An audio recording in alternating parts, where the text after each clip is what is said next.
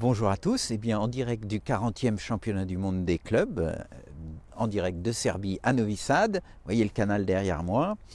Alors c'est le contrôle des èches, ils ont commencé bizarrement un petit peu en avance par rapport à d'habitude, donc on va suivre ce contrôle avec vous. Alors voyez le canal, et on est donc dans le secteur A où se trouve Antoine Bérény, au numéro 5. Donc on va pouvoir suivre le contrôle des èches d'Antoine tout de suite. Là on est derrière son voisin de gauche qui est un Polonais. Alors les Polonais, attention, hein, c'est parmi les pays de l'Est sûrement les plus techniques. Ils adorent les pêches de canal, ils ont toujours très bien réussi les pêches de canal sur des petits poissons. Ils savent pêcher fin, contrairement à beaucoup d'autres nations des pays de l'Est. Donc ici on a le Polonais. Ensuite en fait, pas le contrôle des èches, je me suis trompé, je croyais que c'était le contrôle des èches, mais en fait ils mettent simplement les noms des pêcheurs derrière chaque place, avec la nation, le nombre de pêcheurs, et évidemment il y a un petit panneau, je vais vous le montrer. Donc là on est derrière donc la place d'Antoine Bérény. Vous voyez que ici vous avez un petit panneau pour tous les championnats du monde qui vous montre le nom du pêcheur, et puis on note ensuite le nombre de prises chaque heure. Alors, on est un petit peu derrière lui, puisqu'on va attendre les èches qui en mettent. Ça me semble aussi qu'il commence en d'habitude, c'est plutôt en retard ce genre de truc. Donc, il est en train de se préparer. Donc, il aura donc à sa gauche le pêcheur polonais, on a dit, hein, que vous voyez là. Et puis à sa droite, hein, on va tourner un petit peu. On a quelqu'un qu'on connaît bien, c'est Jean-Jacques Isely, donc le pêcheur suisse, donc lui aussi pêcheur international. À sa droite, on a l'Espagnol Rodriguez. Il est présent au championnat du monde feeder. Ça fait des années et des années qu'il fait des championnats du monde des nations et des clubs, donc un pêcheur très expérimenté également. Et à sa droite, on aura encore un sacré puisqu'il y aura le pêcheur belge. Donc en fait, ici dans le secteur A, on a au numéro 5 Antoine Bérény, mais au numéro 4 un Polonais, au numéro 6 un Suisse, puis un Espagnol et un Belge. Donc on va dire que cette partie du secteur va être assez relevée. Pour le tirage des Français, il est plutôt pas mal, hein, pour l'instant sur le papier en tout cas. Au secteur B, c'est Émeric Chambon qui sera au numéro 7.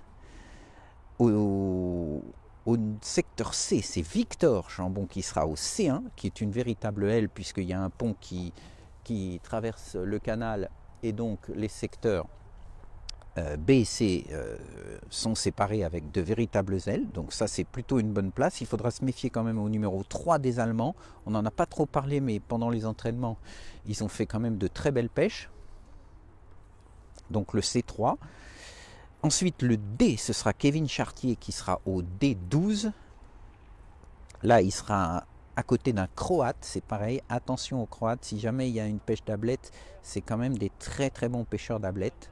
Surtout à la télescopique, je l'ai dit, mais bon, il va falloir s'en méfier. Et dans le secteur E, on est au numéro 19. Donc le secteur E qui est isolé, hein, je le rappelle. Donc le 19 sur 23 nations, c'est plutôt un bon numéro. Ce sera Mathieu Plé. En revanche, il faudra se méfier alors là à l'autre bout du secteur, puisque au E1, c'est un pêcheur hongrois qui a arrêté de l'aile. Alors je ne sais pas quel pêcheur hongrois c'est, mais ça pourrait bien être Tamas Walter. Il aime bien avoir des ailes en général. Donc ça, il faudra s'en méfier. Bon, il sera loin, ce sera difficile pour les suiveurs, mais en tout cas, voilà le tirage. Donc je répète, A5 pour Antoine Bérény, B7 pour Émeric Chambon, C1 pour Victor Chambon, D12 pour Kevin Chartier et E19 pour Mathieu Plé. Alors les conditions de pêche aujourd'hui, vous pouvez le voir là sur le canal, il y a une petite ride, mais il n'y a quasiment pas de vent.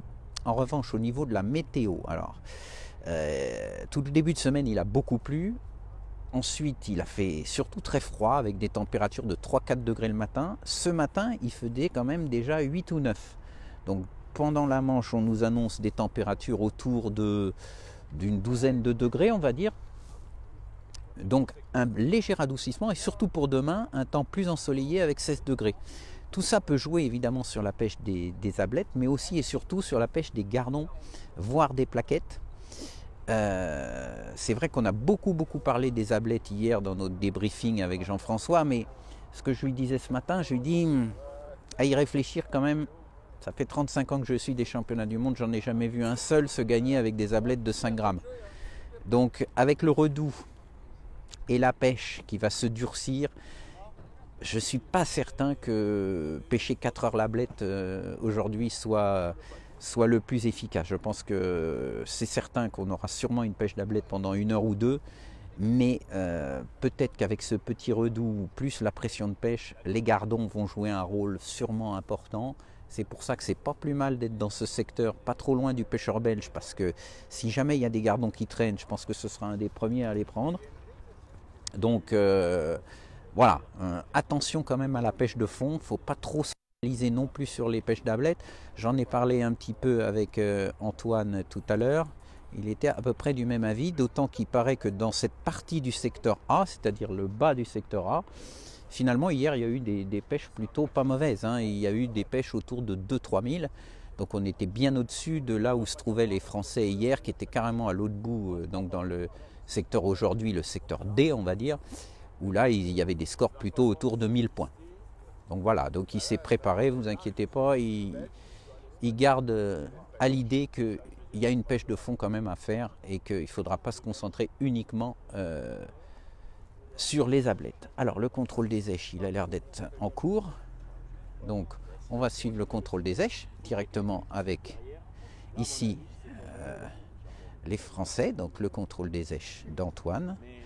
Alors on va aller regarder un petit peu. Voilà, alors vous voyez que tout est préparé. L'amorce à ablette plutôt beige clair, hein, une amorce de fond plutôt sombre, c'est un peu logique, des eaux froides. Voilà, donc ça tout est parfait. Alors on va suivre un petit peu le contrôle des éches. On va voir notre ami suisse, qu'est-ce qu'il nous a préparé. J'ai déjà jeté un coup d'œil, donc je sais, hein, il y a une amorce de fond pareil, hein, sombre. En revanche, une amorce à ablette qui est plutôt blanche, hein, on va dire blanc-gris. Vous voyez que l'amorce est très noire.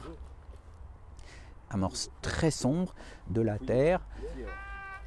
Beaucoup de terre très sombre, et puis donc une amorce à ablette, vous voyez, plutôt blanche-gris. Voilà, là vous pouvez voir.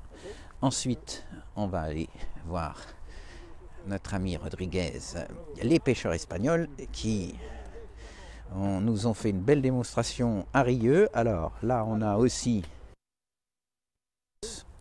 noir pareil. Alors l'amorce à ablette, c'est plus intéressant. Vous voyez, l'amorce à ablette, elle est surmouillée, elle est vraiment beaucoup plus en soupe que le pêcheur suisse ou le pêcheur français. Donc on est sur une amorce qui va se platcher en surface, donc ça veut dire qu'il va pêcher plutôt près de la surface. Ce type d'amorce c'est très bon quand il y a beaucoup d'ablettes. En revanche, ça ne permet pas non plus d'aller pêcher les ablettes très profonds.